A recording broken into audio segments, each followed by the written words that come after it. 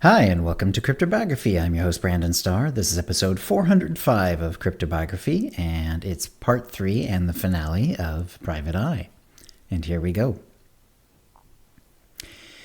It turned out he got both. They arrived separately, in exactly the vehicles he had predicted they would arrive. No real attempt at hiding. This was typical, he had found. If a couple really wanted to keep their tryst secret, they could. The ones that didn't care were the ones whose spouses became his clients.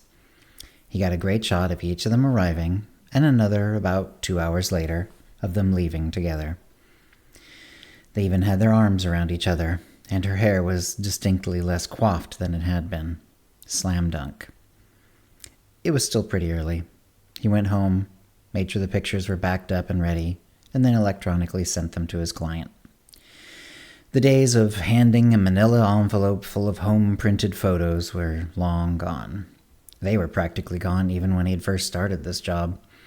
Only 2 clients had ever insisted on no digital photographs, and both of them requested it long ago. It wasn't even for a good reason. It was just that they were paranoid about security and mistrustful of technology. Part of him longed for a client who insisted that the pictures be non-digital because he didn't want nude pictures of his wife out there in digital form. But that was a mere romantic notion. His clients were real people, mostly men, who thought their spouses were cheating on them. They didn't have a romantic thought in their heads, not a single one that he could remember. Part of him wondered if he would be going to stare at her window tonight. He was rather tired, but part of him knew that this was just a bit of self-delusion. He would be driving out to her house again tonight. He made dinner at home, and about the time he was finishing up, he got the message from his client.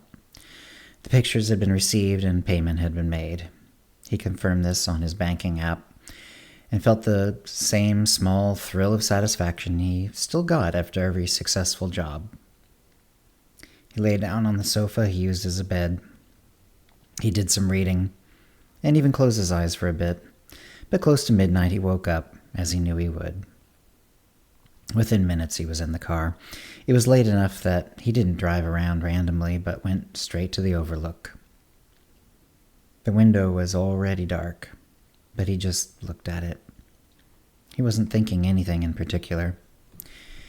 He had been in a sort of automatic state when he had left. He hadn't thought to bring any beer or alcohol, though he liked to, usually. He wouldn't drink much, and he would let time pass before he left. It gave him an excuse for not moving, for staying near her just a little longer. And he never drank enough that if he was spooked into leaving, he couldn't drive safely. Tonight, he was dead sober. He stared out and down, elbow out the open window. He still enjoyed it, though without the slight buzz. It reminded him too easily and often that he was wasting time, following a woman who didn't care for him, who by now might, in fact, have stopped thinking about him completely. "Do you? Do you ever?" he whispered into the night. "She does," he heard behind him. He froze. His instinctual listening had failed him. "In fact, she's why I'm here. Feel that?" It was a gun, being pressed lightly into the side of his head, high behind the ear. If the gun went off, the bullet would shred his brain and kill him instantly. "Yes," he said, quietly and as evenly as he could. "Good. Keep your hands where they are now. This is the last time you come within 1 mile of her. I do this a lot, so I know that a lot of you can't really help yourselves. Don't let yourself fall into old habits. If you must think of her from the comfort of your own house. Let her become a fading memory and move on with your life. Do you understand?" "Yes," he said, croaking the word. "Good. Now you leave. And you know I can come up on you without you knowing. and we both learn whether you're a man with a future or not. Now release that brake, roll down the hill like you do, and be gone. But he could not. It took more than days. It took more than weeks.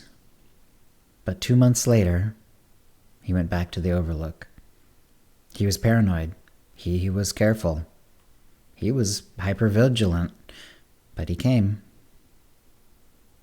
And the shot went through his brain, and he never saw the woman who pulled the trigger.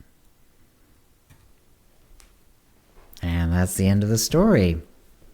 Now, even though I didn't make this explicit in the regular podcast version, if you are watching the YouTube version, you might have noticed that it's part of the a series. So we are back on the series that we've done before, and let's see if I can. Let me find it here real quick. Situational awareness. There we go. So it's part of the situational awareness world. Enjoyed writing this. It feels it's a little on the quick side in some ways, but I kind of am happy of how it turned out. I hope you enjoyed it. If you have any comments or questions about this episode or previous episodes, cryptobiography@gmail.com, or hit us up on Facebook or Sky, Blue Sky or Mastodon. I'm no longer on Twitter. And thank you for listening. Words of Music, copyright 2025, Brandon Starr, all rights reserved. Characters and events are fictional, fictionalized, or satirical.